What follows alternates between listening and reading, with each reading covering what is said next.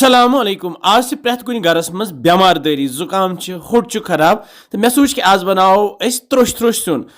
बनाओ मोज तो करहोस वजुल वजुल ट्योट ट्योट रस कतरहन त बतस सत खेमो तो वारिया फायदे वात पक्यो करो शुरू। न्यामि मज त्रा मे जिलित आलू अख तो यह बह असल पे दगान तो अत सत त्रो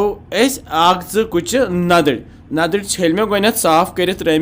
ये न्यामि मज बे त्रेमस क्या रुहन फल यह आलू नदड़ तो रुहन दगहन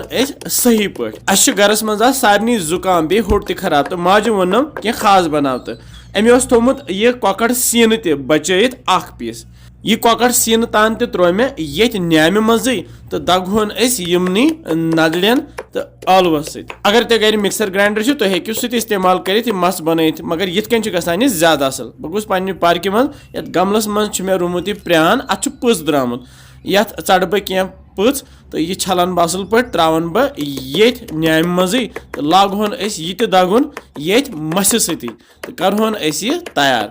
यह वन मस तैयार वन त्रो मसाल क्या मे पाउडर मसाल निमुत शोंठ पाउडर ओड चमचे बदान पाउडर ओड चमचे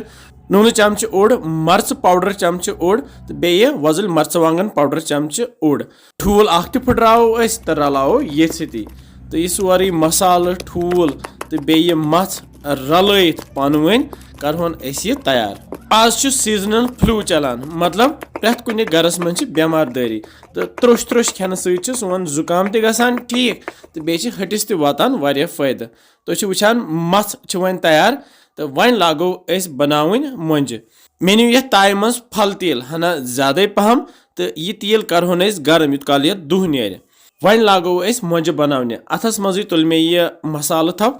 अथस पे दिमोस यमो ओंगजो सछर तो बनाओ जज जज मोंज गोल गोल यीचा यम जज गसन तीत्या यिनिम अंदर तो अके अके बनत त्राहोक ये तिलस मज यह कोर मे ये जुगाड़ मतलब कुन सात गर सुन तो यह जुगाड़ कर हेको सिन बनत यह सिन गो त्यूता मजदार कि सारवी खो यह इफ्तारस शौक सान तो बे आव अम सत्या फायदे ते बे त्रस अत मज तम मसाल यम जन सेहत बापत वारिया मुफीद आसान तो यम मोंज तलहोक ये तिलस मज यूत काल यम त्रोश त्रोश गसन यम गसन वजल ते गसन तो त्रोश त्रोश ते गसन सत दिमोस फ्युर फ्युर तो क्या मिनट गस्ती सानि मोंज वन तैयार मगर मोंज ये तलने आसान गैस थो लोत गोत लसी पे तजी यम पत अंदर असल पे तलित कर थो ये प्लेटस पे कड़ित तो यह करो ब्या लिव तैयार वुचोस कचा बरकत द्रायस तो कचा मोंज द्रायस हेको यथे कन मोंज खेत इफ्तारस या सहरस तो ये त्रो ये गंड अख तवहन अमे सजाइत तुह ते बनजो यम जरूर तुम वुचो तुह तुथ मज लगे इंशाल्लाह तो वन हाव बह तुह कित बनावोत रस तो ताय मज न्यू मे तिल कतर ओड़ तो अथ मज त्रो गंड अख न्युक न्युक कर तो यह गंड तलहन ये तिलस मज यूत काल यह थोड़ा सा लाइट ब्राउन हूँ ग मतलब जर्द हूँ ग अम पे दगो क्या रुहन फल ये न्यामि मज रुहन पेस्ट बनत त्रो ये गंडस सती यह रुहन तो लागो यह रुहन ये गंडस सती वन बे तलन यूत काल यह थोड़ा सा वन वजुल हूँ यह गंड